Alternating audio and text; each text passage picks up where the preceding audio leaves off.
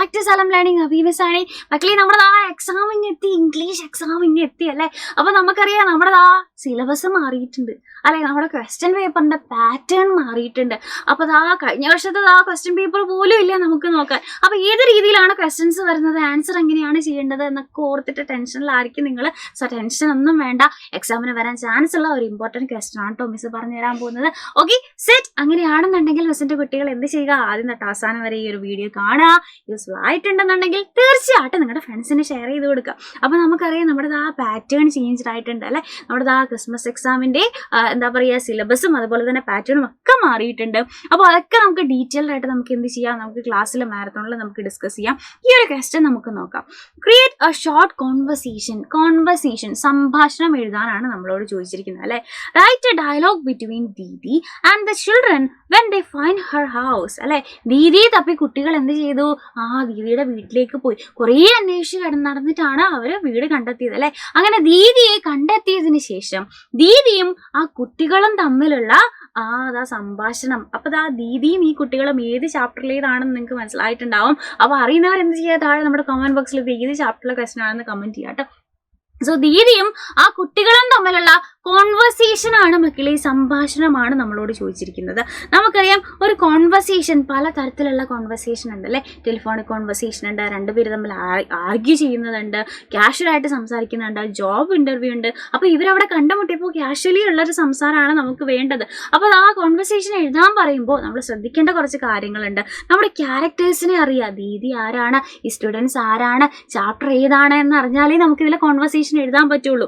അപ്പൊ നമ്മൾ ഓരോരുത്തരും എന്താ പറയാ, നമ്മളായിട്ടാണ് ഈ കോൺവെർസേഷൻ എഴുതേണ്ടത്. അപ്പൊ ആ ക്യാരക്ടറിന്റെ സ്ഥാനത്ത് നിങ്ങളാണെങ്കിൽ അപ്പൊ എന്ത് പറഞ്ഞു തരും, നമ്മൾ ആ ക്യാരക്ടറായി മാറാൻ നോക്കുക. അപ്പൊ കുറച്ചും കൂടി ഈസി ആയിട്ട് നമുക്ക് എഴുതാൻ പറ്റും. ആ സിറ്റുവേഷൻ അനുസരിച്ചുള്ള ചേഞ്ചസ് വരുത്തുക. ഇത് എപ്പോഴത്തെ കോൺവെർസേഷൻ ആണ്, ദീദിയെ ഇവര് വീട്ടില് കണ്ടുമുട്ടുന്ന സമയമുള്ള കോൺവെർസേഷൻ ആണ്. അപ്പൊ ആ ചേഞ്ചസ് അല്ലെങ്കിൽ ആ സിറ്റുവേഷൻ അനുസരിച്ചുള്ള എന്ത് വേണം, കോൺവെർസേഷൻ വേണം എഴുതാൻ. ഒത്തിരി ഓവർ എക്സ്പ്ലെയിൻ ചെയ്യണ്ട.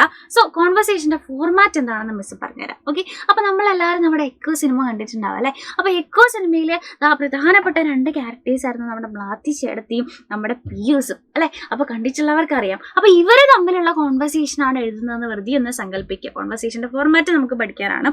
അപ്പൊ മ്ലാത്തി ചേട്ടത്തി ആരൊക്കെ തമ്മിലുള്ള കോൺവെർസേഷൻ ആണ്, മ്ലാത്തിയും പിയൂസും തമ്മിലാണ് അല്ലെ. അപ്പൊ 2 ക്യാരക്ടേഴ്സിന്റെ പേര് എഴുതുക. ഓക്കെ. ഇപ്പൊ നമ്മുടെ ക്വസ്റ്റ്യനിലുള്ളത് ദീദിയും ചിൽഡ്രൻസും ആണെന്നുണ്ടെങ്കിൽ ദീദി ചിൽഡ്രൻ നമ്മൾ ഓരോരുത്തരുടെയും ആരുടെയൊക്കെയാണോ അല്ലെങ്കിൽ ആരുടെ കോൺവെർസേഷൻ ആണോ അവരുടെ പേര് എഴുതുക.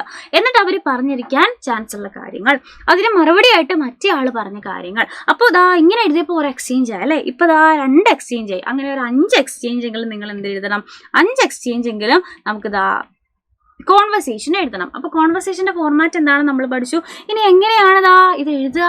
ദീദി ചോദിക്കുകയാണ്, my dear children what are you all doing here അല്ലെ. ദീദി അവരെ ഒട്ടും അവിടെ പ്രതീക്ഷിക്കുന്നില്ല. കുട്ടികളെ നിങ്ങളെല്ലാവരും എന്താണ് ഇവിടെ ചെയ്യുന്നത്. അപ്പൊ കുട്ടികൾ എന്താ പറയുന്നു, we were worried about you Didi. ഞങ്ങൾ ദീദിയെ പറ്റിയിട്ട് ഓർത്ത് ആകെ വറി ചെയ്തു അല്ലേ. We came to find you. ഞങ്ങൾ ദീദിയെ കണ്ടെത്താൻ വന്നതാണ്. രണ്ടാമത്തെ കുട്ടി പറയാണ്, we brought you some of our books to make you feel better അല്ലെ.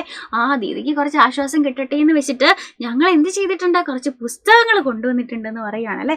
അപ്പൊ ദീദി എന്ത് പറയുന്നു, oh thank you, this is the best medicine for me അല്ലെ. എനിക്ക് ഏറ്റവും നല്ല മരുന്ന് ഇത് തന്നെയാണ്.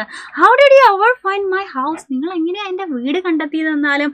അപ്പൊ കുട്ടി പറയുന്നുണ്ട്, you taught us how to read remember അല്ലെ. എങ്ങനെയാണ് വായിക്കുന്നതെന്ന് ദീദി തന്നെയല്ലേ ഞങ്ങളെ പഠിപ്പിച്ച്, ഓർക്കുന്നില്ലേ. We followed the signs. So ഓരോ സൈനും അല്ലെങ്കിൽ ഡെസ്റ്റിനേഷനും ബസ്സും ഒക്കെ നോക്കിയിട്ട് ഞങ്ങൾ ഇവിടെ വരെ എത്തി. അപ്പൊ ദീദി ചിരിച്ചുകൊണ്ട് പറയാണ്, my clever children you are the real colourful treasures. ശരിക്കുമുള്ള കളർഫുൾ ട്രഷേഴ്സ് നിങ്ങളാണെന്ന് പറയാണ്. ഓക്കെ. അപ്പൊ ഈ സിറ്റുവേഷനിൽ ദീദി പറഞ്ഞിട്ടുള്ള കാര്യങ്ങളാണ്, ഇവർ തമ്മിലുള്ള സംഭാഷണമാണ് നമ്മളിപ്പോൾ എഴുതിയിട്ടുള്ളത് അല്ലെ. അപ്പോൾ ഈ ഒരു വീഡിയോ നിങ്ങൾക്ക് യൂസ്ഫുൾ ആയിട്ടുണ്ടെന്നുണ്ടെങ്കിൽ തീർച്ചയായിട്ടും ഫ്രണ്ട്സിന് ഷെയർ ചെയ്ത് കൊടുക്കുക. ഇതുപോലെയുള്ള വീഡിയോസ് ആയിട്ട് നമുക്ക് ഇനിയും കാണാം. അപ്പോൾ ഇതുപോലുള്ള വീഡിയോസിന് വേണ്ടിയിട്ട് കൂടുതൽ ലൈവ് ആൻഡ് റെക്കോർഡ് ക്ലാസ്സസിന് വേണ്ടിയിട്ട് നമുക്ക് ബാച്ചസ് ഉണ്ട് കേട്ടോ. അപ്പോൾ ബാച്ചിൽ ജോയിൻ ചെയ്യാനായിട്ടുള്ള ഡീറ്റെയിൽസ് താഴെ കാണുന്ന നമ്പറിൽ നിങ്ങൾക്ക് കോൺടാക്ട് ചെയ്താൽ കിട്ടും. സോ ഇതുപോലെയുള്ള ബാക്കി ക്വസ്റ്റ്യൻസും കാര്യങ്ങളൊക്കെ ആയിട്ട് നമുക്ക് ലൈവിൽ കാണാം. Tata, bye bye and take care.